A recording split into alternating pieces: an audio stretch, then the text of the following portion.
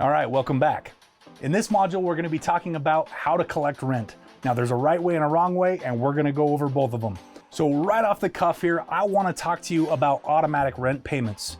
The most important thing about being a landlord, the most important thing about having investment rental real estate is collecting rent. So automate this process if possible. There are so many options out there. If you just look online, there's so many options to make this happen. There's automatic payroll deduction, there's ACH services, there's automatic card billing services, all third-party companies that can make this stuff happen for you for a small fee. And it's easy to sell the tenant on it. They never have to worry about late fees again. They stop rushing to write a check and get it mailed in time. And they can qualify for timely payment bonuses from you at the end of the year. It can be as easy as having your tenant set it up through a bill pay system from their local bank so that they are charged each month. Have your management program bill the tenants and have your automatic payments deposited directly into your account on a monthly basis. Now, let's set some ground rules about rent collection. You have to let the tenants know right from the beginning what your procedure is when payment is not received. I would tell them this verbally, and it should be spelled out in the lease. You should maintain a zero tolerance policy. You need to follow strict enforcement. Do not accept any excuses. No matter how good their excuses are, do not accept any excuses for late or non-payment. As soon as rent is late, start the eviction process.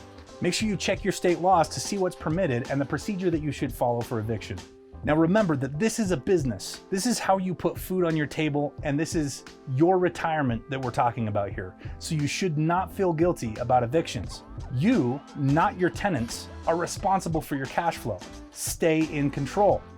Develop a list of contacts who may provide emergency financial assistance to your tenants, such as local churches, government programs, family members, etc. Now, it's important to build up an arsenal of correction notices. You can get these from your attorney, or you can get boilerplate documents online. Make sure if you get one of those boilerplate documents that you have your attorney look it over to make sure it's going to fit your state's requirements. Those forms will include the pay or quit, which you will deliver in case of non-payment of rent.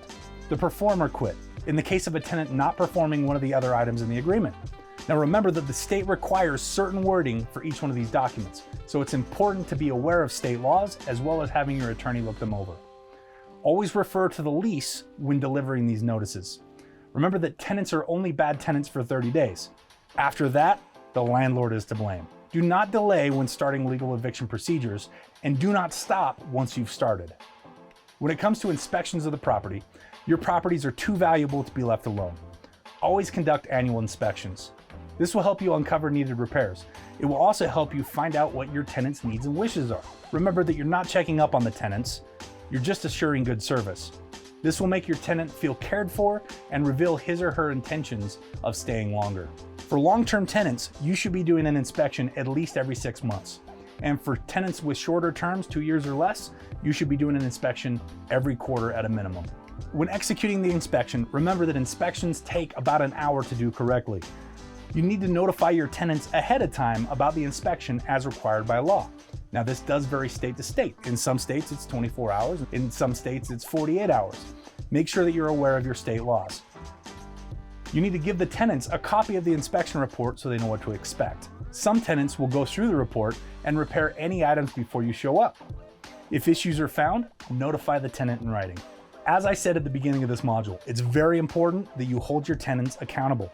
This is how you maintain control. Evaluate and report on your tenants' performance. Put them on notice that you will let their future landlords know about their performance with you. Now, it's also very important for your relationship with your tenant to reward good behavior. Provide a good tenant letter at least once a year. Inform residents at the beginning of the rental term that you do a performance review every 6 months. Provide a copy of a good performance report for residents who pay on time and follow all the terms of the agreement. They can use it to show their creditworthiness to their employers, their lenders, their future landlords, as well as solidifying a positive relationship with you, their current landlord. This has been Module 12, all about collecting rent. I hope you learned a ton from it, and we'll see you in the next module. Thanks for watching. If you enjoyed this content, please consider subscribing. If you want to learn even more about this topic, hop on a free one-on-one strategy call with us. All you have to do is visit flippin.education to book your call today. That's flippin.education. Hope to see you there. And until next time, we'll see you on the flip side.